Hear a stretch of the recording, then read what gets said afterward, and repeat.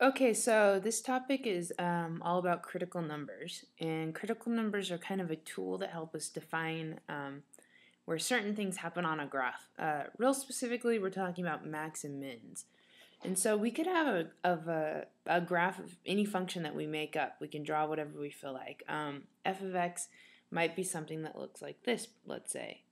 Something going straight up, curves down, goes back up, goes back down. Probably some piecewise function. We'll call it f of x. There's all these different things we could study on this graph.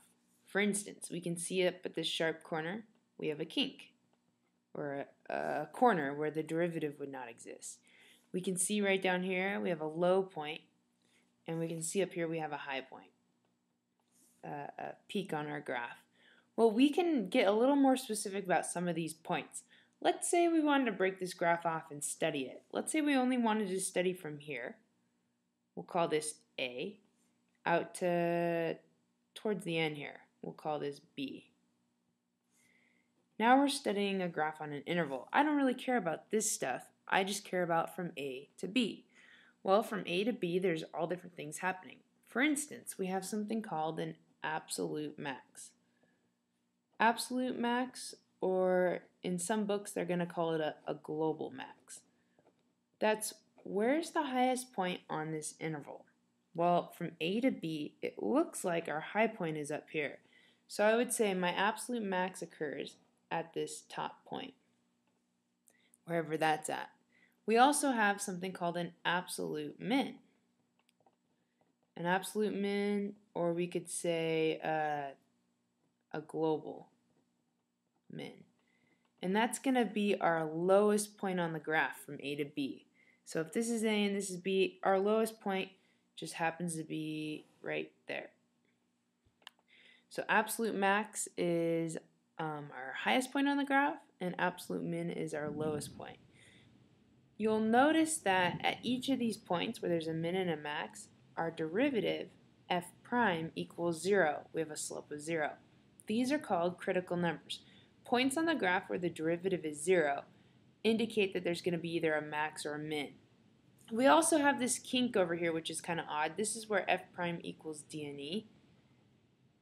And this isn't our absolute max or min. It's not the highest or the lowest point on our graph, but we have a name for it. It's called our relative maxima, or relative max. Some books will call it a local max. It means that it is a high point. It goes up and then goes down, so it is a high point. It's a max. It's just not the absolute max of our interval. It's a relative max. It's just a high point. So imagine we have a new graph, one that's not so messy, down below down here. And this new graph looks something more like this. It goes up, comes back down, goes back up, comes back down, shoots off. We'll call this g of x. G of x is kind of interesting. It's doing all different things. You can see some high points. You can see some maximum points up here. You can see some minimum points at the bottom down here. No kinks in this graph. Let's say we were going to study this graph on the interval from 0, and we'll say this is at 1, 2, 3, 4. So we'll go out to 5. Interval 0 to 5. Granted, none of this is to scale, but it's just to get the idea. We can see that if this is 0, our endpoint, and 5 is, let's say, right around here. We'll extend this graph a little bit. You can see there's all sorts of max and mins happening on this graph. So if I asked you about all the local maximum points, you should be able to look at this graph and say, okay, here's a max at 1, here's a max at 3, and if I'm studying my endpoints, I kind of think 5 up here is tied with 3. It's almost right in line, so it looks like a max also.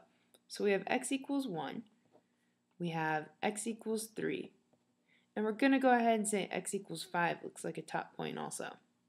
If I asked you for the local mins, you would say all the low points, so like at 2 and at 4. So x equals 2 and x equals 4. If I asked you for the absolute max and mins, that's a different story. So I'm going to write absolute max over here. Absolute max means the highest point on the graph from here to here. So the highest point, it looks like, well, it kind of got a tie at 3 and at 5. So it looks like there's two absolute maxes, x equals 3 and x equals 5. If 5 had just been a little bit higher, it would have been the absolute max. If I asked you what the absolute min is, it's the lowest point on the graph. So it looks like the lowest point happens down here at 2. There's only one spot. So x equals 2. Notice I didn't include this x equals 4 from the local. It's not an absolute. Absolute's the lowest point out of all the points. So there's our absolute max and mins.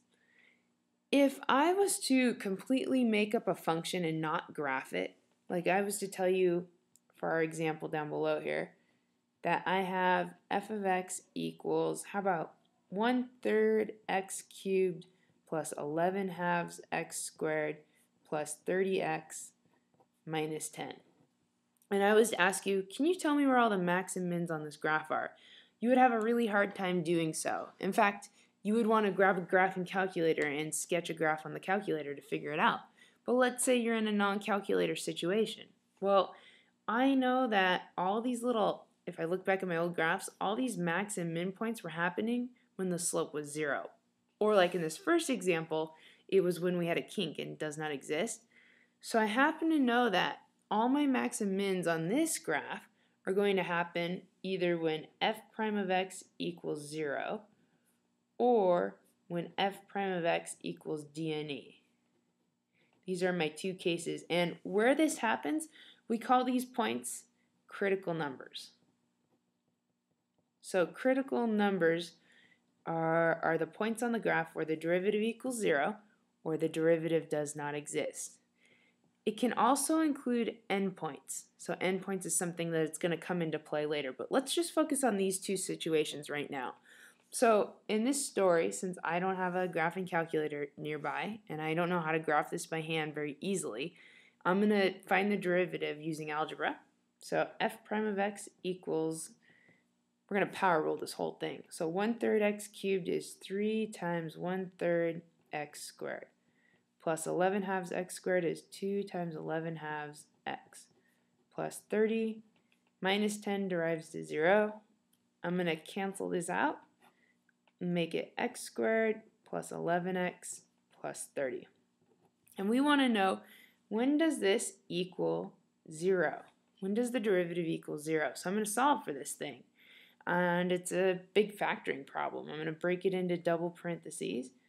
I know that x plus 5 and x plus 6 are going to work perfectly because 6 and 5 multiply to 30 and add to 11. So I got two situations, x plus 5 equals 0 or x plus 6 equals 0, which means x is going to equal -5 and x is going to equal -6. Those are our critical numbers. Either a max or a min probably occur at those points. I don't know which. I don't know if -6 is a max or a min yet, but I know something is happening there where the slope is 0. The other thing you got to look out for are kinks. Is this was f prime of x, is x squared plus 11x plus 30 ever going to be dne?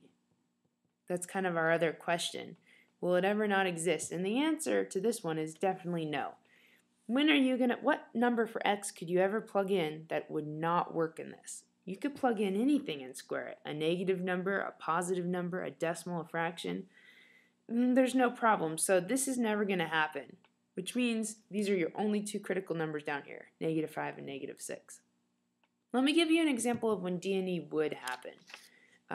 Let's say you had f of x equals the square root of x squared minus 1. And I asked you, can you find some critical numbers for this graph? Okay, well, you derive it. So you'd find f prime of x using the radical rule. So a derivative of the inside is 2x over 2 times itself, square root x squared minus 1. And then you're going to set this derivative equal to 0. You might find it handy to cancel your 2's and say x over the square root of x squared minus 1, and the whole thing equals 0. Well, before I even start solving this thing, I already know that x over the square root of x squared minus 1 is going to equal d and e. It's a fraction. You can't have 0 in the denominator. So what's going to make a 0 down here? Well, if it was 1 minus 1, that'd be 0. So x equals 1 is going to be a critical number because it causes a 0 in the denominator. So I already know x equals 1 is a critical number. Either there's a max or a min probably occurring on the graph there. We're not totally sure yet. Then to solve this, going back to the initial problem, what I'm going to do is multiply the denominator over. When you multiply it over, you're going to have the square root of x squared minus 1 times 0. That's going to cancel. So just 0 equals the top piece, x. So x equals 0 is our other critical number. Turns out we got two critical numbers, 1 and 0.